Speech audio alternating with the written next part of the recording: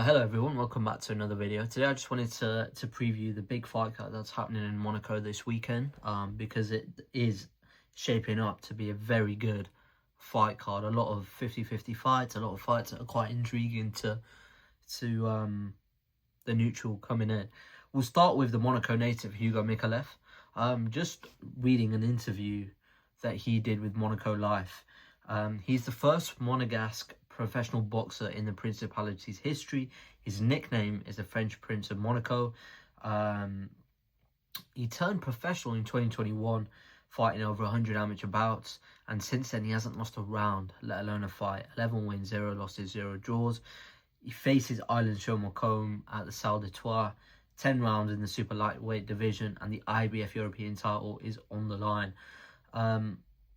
I was just reading a little bit. One of the reasons why he sort of came into boxing was his dad got involved in a fight with 6 guys in France. He was alone and got destroyed.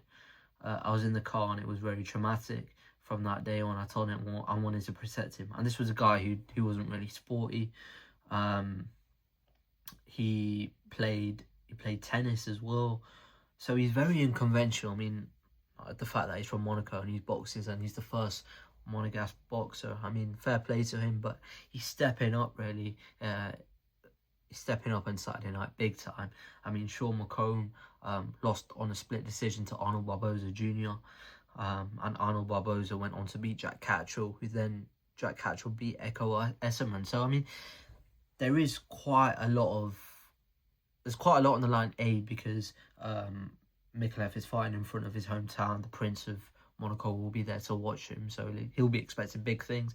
But if he can cause the upset, and this will be an upset if he wins against Sean McComb, then I mean, he could go on to fight on big cards. He's got the personality. I mean, in the press conference, he was very sort of boisterous, taking center stage when they were facing off. So he's got that swagger about him. He's got that appeal. And if he can beat McComb, as mentioned, I mean, he'll be in big fights. I read that also he's been signed to 258 management, so that's another thing that will help him boost his profile, especially in Europe and the UK as well. So I won't be surprised if he signs with Eddie. Maybe if it's a good performance against Sean McComb, or if he defeats it. But it's a very big ask in his hometown. Because Sean McComb is game, and he's definitely favourite coming into the fight.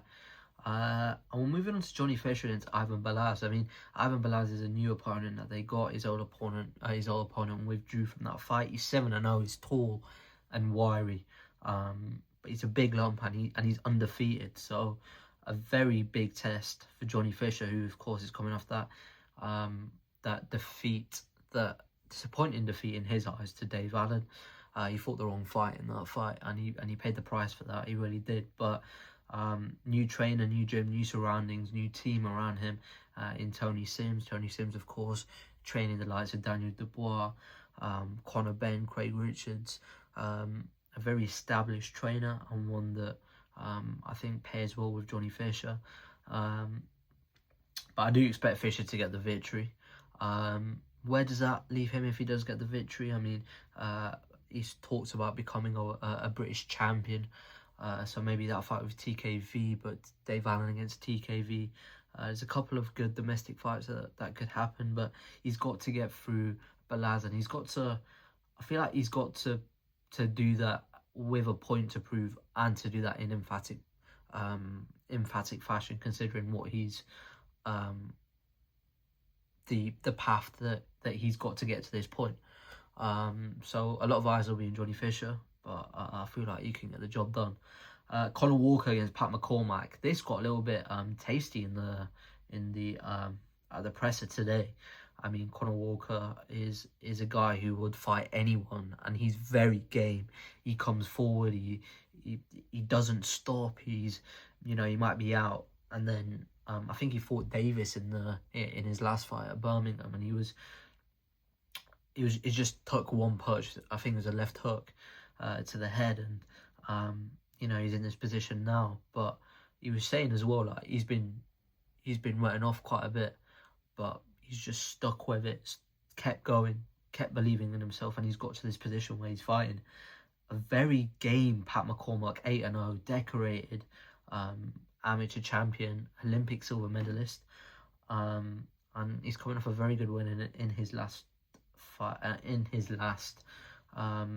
performance. I believe he fought Liam Paro. So Pat McCormack is a big favourite coming into the fight. I mean, if the fight does, I think Conor Walker summed it up quite well, right? He said if the fight was 3 rounds, McCormack would win, but it's a 12 fight. It's a very gritty fight, this. So if it does get to that 9th, 10th round, has McCormack been tested in that at that point?